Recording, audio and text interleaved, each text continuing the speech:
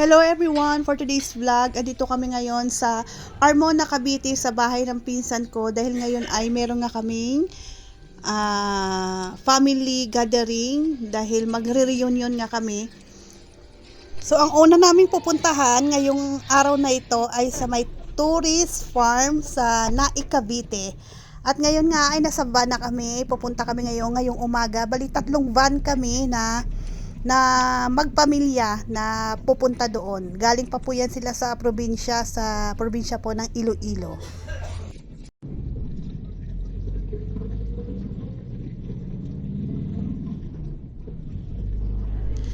At ngayon ay dumating na nga kami dito ngayon sa may tourist farm. Kukuha kami dyan ng entrance. Ang entrance pala dyan ngayon ay 260 na. Dito kami sa tourist farm. Pasok kami sa entrance. Ang aming mga kasama.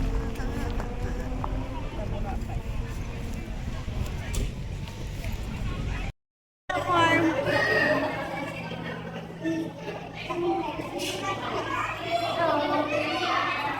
Kami sa entrance.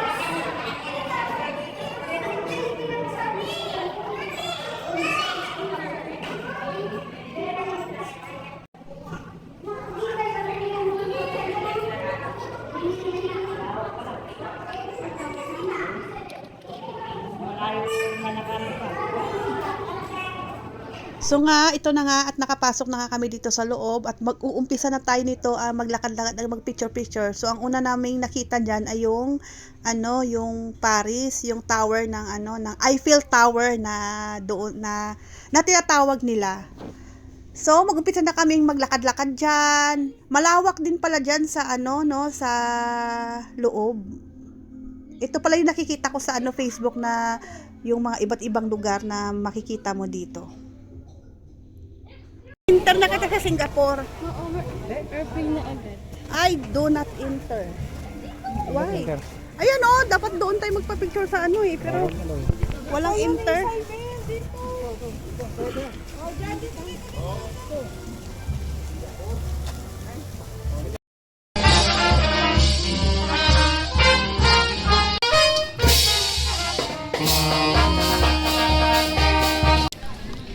Egypt naman kami.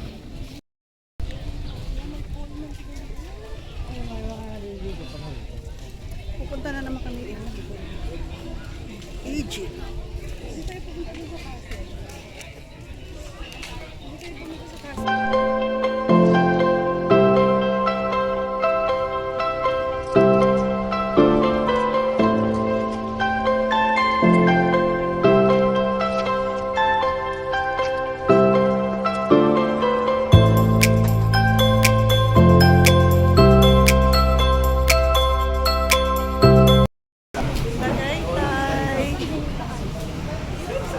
Kami dito ng bulalo dahil gutom na, kaya nandito kami sa waiting area dahil anong oras na hindi pa kami kumakain.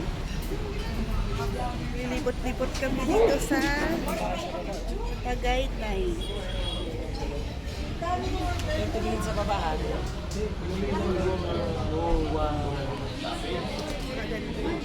So ito na nga, dumating na nga yung order, kaya kakain na tayo, mga 2:00 na ng hapon niya, kaya sobrang gutom na. Yan pala yung unang kain namin sa araw na ito. At yung kinainan namin na restaurant na yan ay sobrang mahal niya, guys, sobrang mahal talaga, grabe. Yung tawilis na wala pa yata nasa 20 peraso yun, wala pang 20 peraso yun, pero nasa 350 na. Tapos yung one whole chicken nila na manok ay nasa 650. Tapos yung bulalo nila ay nasa 950 din siya. Tapos yung isang platter na kanin ay nasa 350. Grabe, sobrang mahal talaga na ng restaurant na yan. Pero wala nang choice dahil gutom na. So talaga mapapasubo ka na lang talaga. Talaga pag pumunta ka ng Tagaytay, marami naman siguro diyang mga mura lang na same lang din ng lasa. Siguro doon na lang talaga siguro para mas makatipid. Kasi pag ganyan, sobrang mahal. Pero pag may pera, hindi pwede na. Pero para sa akin na nagtitipid ako, parang hindi siya worth it. Kasi parang sing-sing lang din ang ang lasa.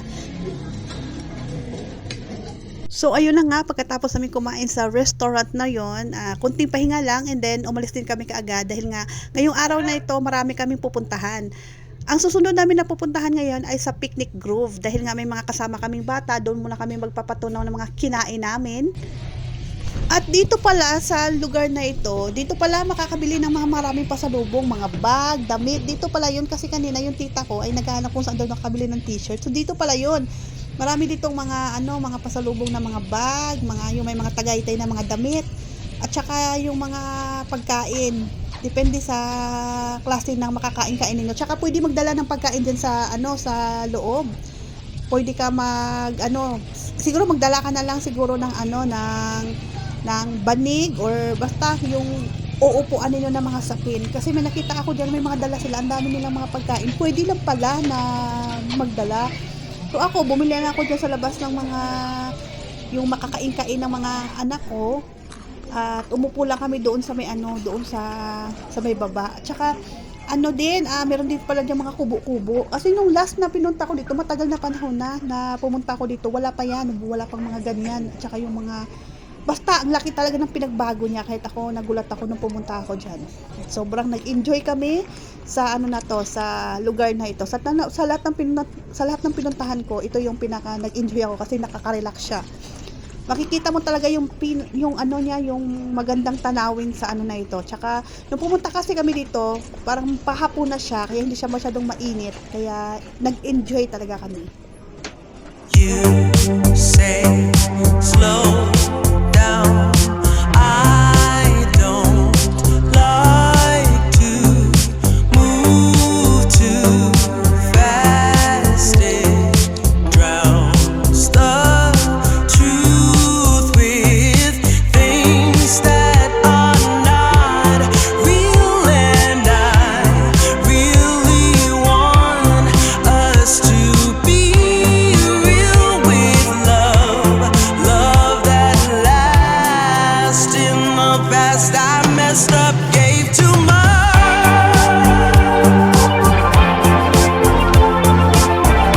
What is it with time? Why can't we unwind?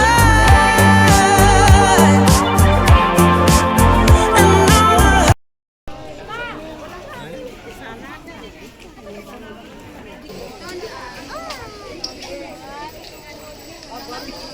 Dito kami sa taas.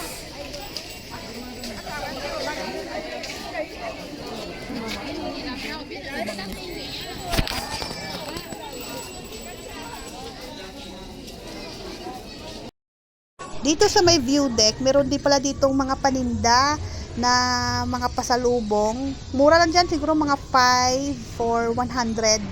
Yung kung gusto nyo kumain ng mga makain-kain habang nanonood kayo ng mga view dyan, habang kayo nag-iimot-imot, charat, ganon.